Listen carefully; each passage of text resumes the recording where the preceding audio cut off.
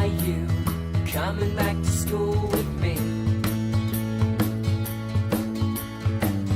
We could have done it all so easily. Hi, my name is Craig Thompson Wood. I'm your host on Teaching with Board Games, taking advantage of the beautiful Canadian weather we're having right now. I thought I would do this video outside. It has absolutely nothing to do with the fact that my basement's an absolute mess right now and that I have another game set up on my game table where I normally do my video shooting. Absolutely nothing to do with that. Just enjoying the beautiful weather out here in Canada. Today to show you Clack by Amigo.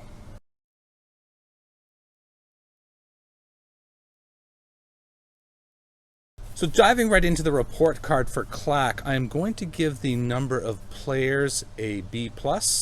Give it the B+ because it plays between 2 to 6 players, and it's, my standard is for a B is between 2 to 4. So it goes a little bit above that, so B+. For learning for Clack, I'm going to give the game a B. It's, it's not one of these games where you're going to be learning a lot of, hardcore curricular content, practicing your reading facts, practicing your math facts, practicing, memorizing, geography or history or anything like that.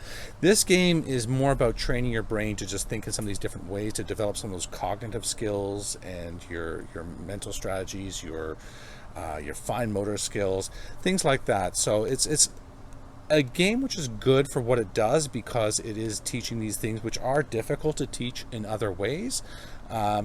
So it's just a good one to have as part of a repertoire. Sometimes the kids will complain when they play a game like, say, City of Zombies or something and say, well, this is just math. Well, yes, it is. Well, this game, they're doing a lot of different learning skills without even realizing it. So overall, I give it a B. For fun, I'm going to give the game a B. I think this game is a fun game. I think it's got a lot of good ideas going on in there. It's very simple. I love the fact that it's can be played from ages 5 and up. And there's 2 sets of rules which can be played depending on if you're playing with the very young kids or if you're just playing with a group of older kids or with adults. There is a varying set of rules to make it more I want to say more competitive, but just giving those younger kids a chance to not be totally demolished by the older people if there's younger kids playing. So there is that opportunity as well, so which is kind of nice for it too. Overall, though, I think it's just, it's one of those fun, fast, frantic games, pardon the alliteration. B. For time, I'm going to give the game an A+. The game takes about 10 minutes to play, and it really does take about 10 minutes to play. It's a very, very fast game, very easy to set up, very quick to clean up, especially with the cleanup because you already have your things in stacks, which I'll show you when I show you how the game is played. It's just a case of putting the stacks away. And it's even adjustable, which is why it goes straight to the A+, because if you know that you're not going to have a lot of time, you can always just play with less of the discs in the game, or you can always just, again, play to a certain time to say, okay, well, when we get called to dinner, then we'll stop, right? So you just play until that time. Or whatever. But it's, again, one of these games where the definitive finish is when all the discs have been taken, but there's nothing to say that like I say, you can play with less discs or just play to a time limit. So, yeah, A+. For cost, I'm going to give the game an A+. I think that the game sells at Level Up Games for only $19 Canadian, and I was pretty amazed when I saw that. I mean, it's got some nice components in there. These quality plastic discs with the magnets inside, and I'm a sucker for magnets. And then you got a couple of dice in there. So there's really not a lot to the game, but even for what it is, I just thought I was surprised that it was as cheap as $19. So I think that is a fantastic price for a game like this, particularly that it plays up to 6 players. Means that you can use you can get a lot of people playing into one game as opposed to having to buy several copies of the games to include larger numbers. I just think it's definitely worthwhile. It's definitely something to consider having in your home or classroom. All right, let me take you to the table and I'll show you how the game is played.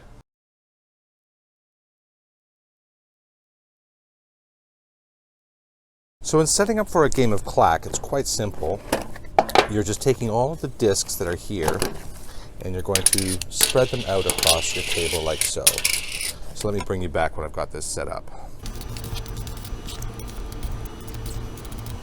Okay, so there are all the discs set up. There's no order or way to set them up. You just literally put them out wherever.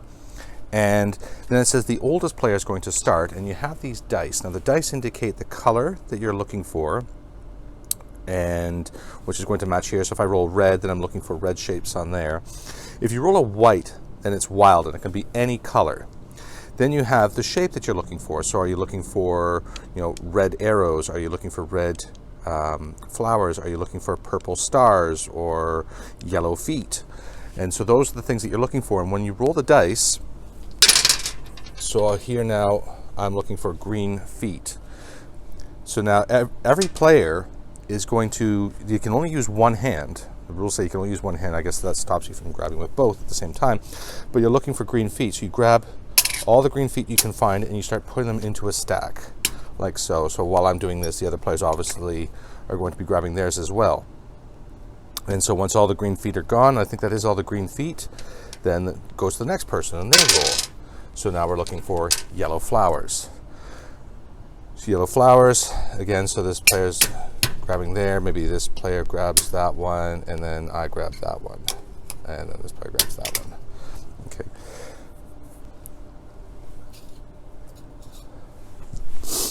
And then, you keep going. So if you roll, okay, so here, if you roll a purple and then blank, so that's going to be purple anythings. So now we're all madly grabbing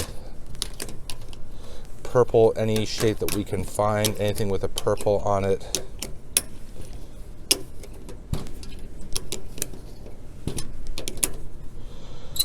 And that just leaves those. Now, if you should happen to roll this, then that indicates you're grabbing everything. It's just a mad grab to see who can grab all of the shapes because you're grabbing any color, any shape. And then at the end of it, so let's just say we got that, and people are just grabbing. And at the end, you then compare, because these are stacked now, you can easily compare the winner by comparing the size of the columns. So in this case, I guess I said that was me, or, well, this player would be the winner with the largest stack. And that is how you play the basic version, or the regular version of Clack. If you're playing with younger kids, then what they suggest doing is, with the discs out, when a player rolls, so if I roll green anythings, then I grab green anything with green and nobody else is grabbing. It's my turn. The one problem I can see with this is if you get that, then you're literally grabbing everything and nobody can stop you. I might house rule that one you re-roll in that case, that you have to maybe get, or maybe even just say that the whites don't count, that if you get any whites you have to re-roll that dice. That way you're at least getting a color with a shape. And if there is nothing of that shape, so if I rolled green puzzle pieces and this is the only one left, then I don't take anything. And that is how you play Clack.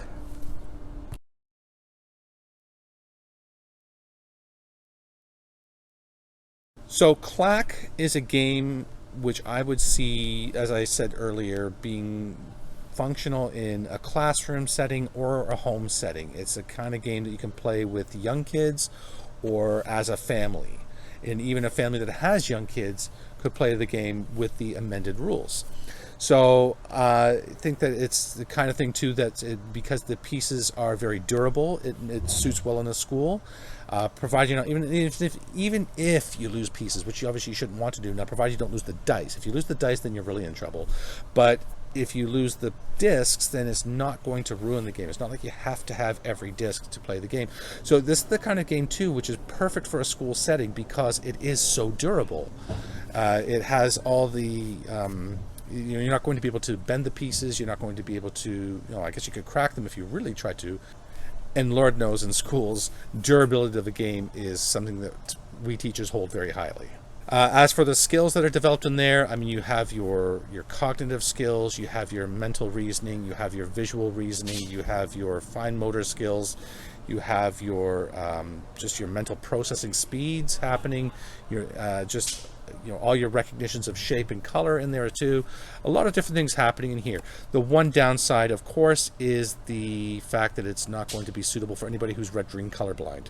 So this is something to consider, and something I think more games should be considering nowadays as they're getting made, as we become more cognizant and aware of these things. And you see that some publishers are doing more about that. Unfortunately, this one is not going to be suitable for those red-green colorblind people. But overall, I think it's a great game, and like I said, great price point too, so definitely one I would consider getting for your home or classroom. If you're new to the channel, then what I'm doing is I'm putting out content on a weekly basis around games which I think are good for use in classrooms or at the homes, talk about the educational benefits, what skills you're going to learn, how you might implement them into your classroom or home setting, and how they can be of use to benefiting you or your children or students, whomever you're buying for. I also do topics of gamification, game-based learning. I review books and talk about publishers, all around the idea of games and fun as a learning resource. My whole mantra as a teacher is I teach the way I wish I was taught. I wish I was taught with things being made more fun, because that's, to me, how I would have learned better. And I try to do that for my own students. If this sounds like something that's good to you, then please do hit subscribe down below. It really does help. I really do appreciate it. Hit the like button and maybe even the bell for little notifications as to when I'm putting out new content. But like I said, content comes out on a weekly basis, and sometimes even more frequently than that.